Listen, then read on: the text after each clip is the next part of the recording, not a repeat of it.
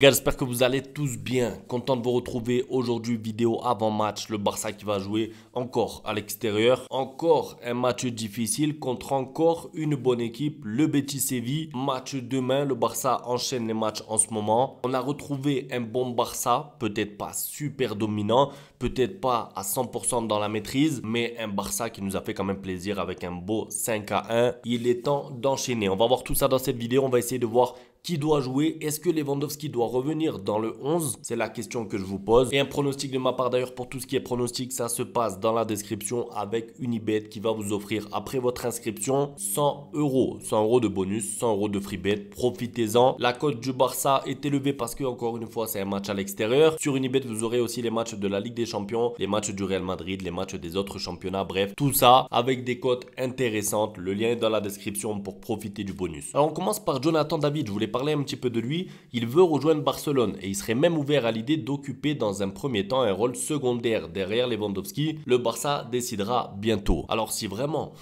il accepte ça, c'est-à-dire de venir au Barça, de jouer un peu moins, de ne pas être titulaire, il faut sauter sur l'occasion. Il faut le prendre tout de suite sans réfléchir. Parce que j'ai fait une vidéo sur lui il n'y a pas longtemps et je m'étais dit, c'est un bon joueur, il n'y a pas de problème, il peut faire du bien au Barça, mais j'avais un doute sur justement ça, sur la capacité qu'il aurait à être remplaçant de Lewandowski, sachant que quand tu es remplaçant de Lewandowski, surtout sous Hansi Flick, tu joues pas beaucoup. Tu joues pas beaucoup et j'ai envie de dire c'est normal parce que Lewandowski c'est la référence devant pour Hansi Flick, même si, encore une fois, on va se poser la question après, est-ce qu'il doit jouer, pas jouer, est-ce que c'est mieux sans lui, avec lui? Je veux dire, si vous avez la chance d'avoir un joueur comme David qui vient, qui a pas un gros salaire et qui en plus ne fait pas de désordre dans le vestiaire, c'est-à-dire accepte son rôle de remplaçant pendant un an, et bien sûr je suis pas en train de vous dire que Jonathan David il va arriver à être remplaçant 4 ans, 5 ans au Barça, non, lui-même connaît l'âge de Lewandowski, il doit se dire bon, si je suis intelligent, je vais au Barça, je fais une première année d'adaptation, je suis remplaçant de Lewandowski et ensuite petit à petit je m'impose. Je pense que c'est ça le plan pour lui et si c'est le cas,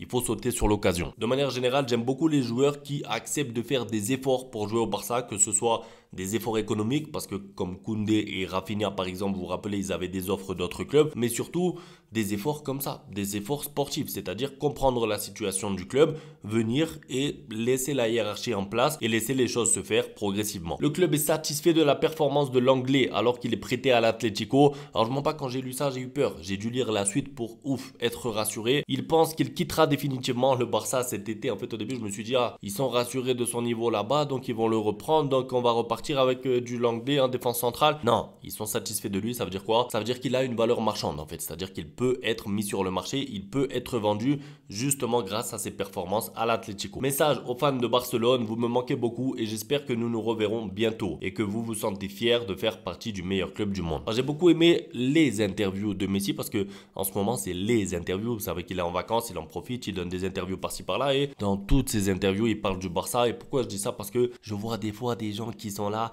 mais Messi n'aime pas le Barça, il n'a pas fait d'effort pour revenir, il n'aime pas le club, il n'était pas présent pour le 125e anniversaire.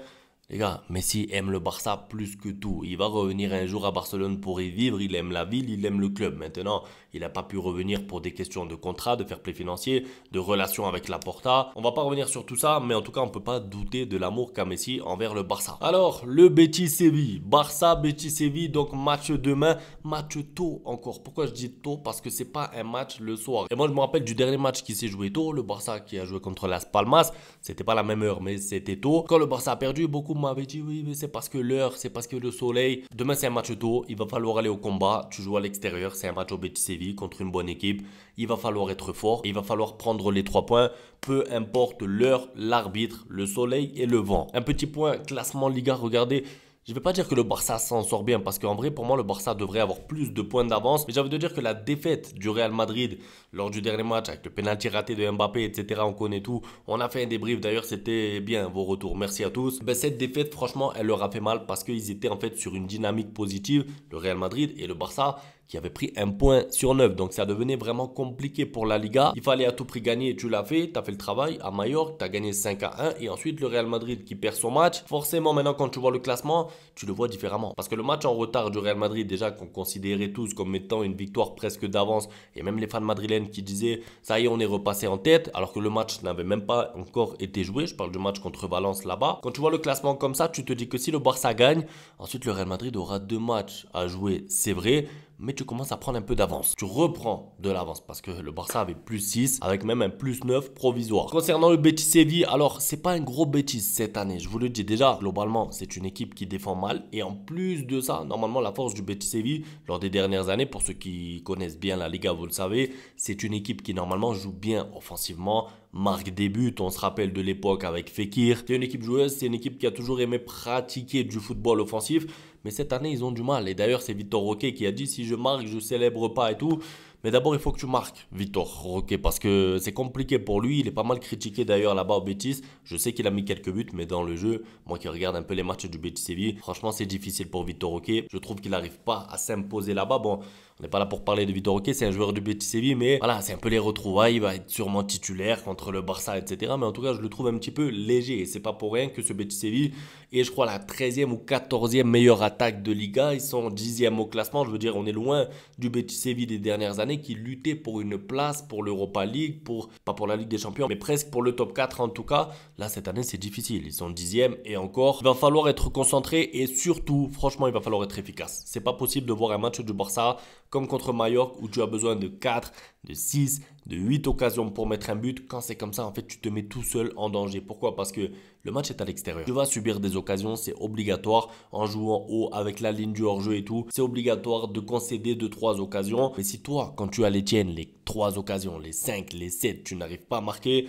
ça va devenir compliqué. Donc l'efficacité, il faut la retrouver. Et c'est bizarre parce que je dis ça après un match gagné 5-1. Mais le Barça aurait pu ou aurait dû mettre 8 buts à Mallorca. J'exagère pas, ou en tout cas à la mi-temps, il aurait dû avoir 2-1 ou 3-1 minimum. Donc l'efficacité va être super importante. Le sujet Lewandowski, rapidement, alors j'ai vu dans les commentaires la dernière fois, c'est mieux sans Lewandowski. On a gagné 5-1 alors qu'il n'était pas là. Moi j'ai quand même envie de respecter Lewandowski pour ce qu'il a fait depuis le début de la saison. C'est vrai qu'il était sur une mauvaise passe, mais j'ai pas envie de le voir non plus sur le banc tous les matchs. Je pense qu'il a été remplaçant lors du match dernier. Pour moi, s'il revient, s'il réintègre le 11 là, il peut faire un bon match. Il peut être décisif. Il peut marquer des buts et surtout, il peut montrer plus de choses avec le ballon. Après, bien sûr, si ça se passe pas bien, il peut sortir à la mi-temps, à la 55e. Mais je pense que c'est pas une bonne chose en fait de mettre ton seul numéro 9, ton vrai numéro 9 sur le banc. Parce que oui, Pau Victor peut jouer à ce rôle de temps en temps, mais c'est un match difficile à l'extérieur, mettre de la pression sur Pau Victor. Je suis pas fan, je préfère le voir rentrer en cours de match de temps en temps. Pour l'instant en tout cas, après la saison prochaine, ce serait un autre débat. Concernant mon pronostic pour ce match, donc je vous ai dit les pronostics c'est avec Unibet, ils vont nous offrir 100 €, donc profitez-en. Le lien est dans la description.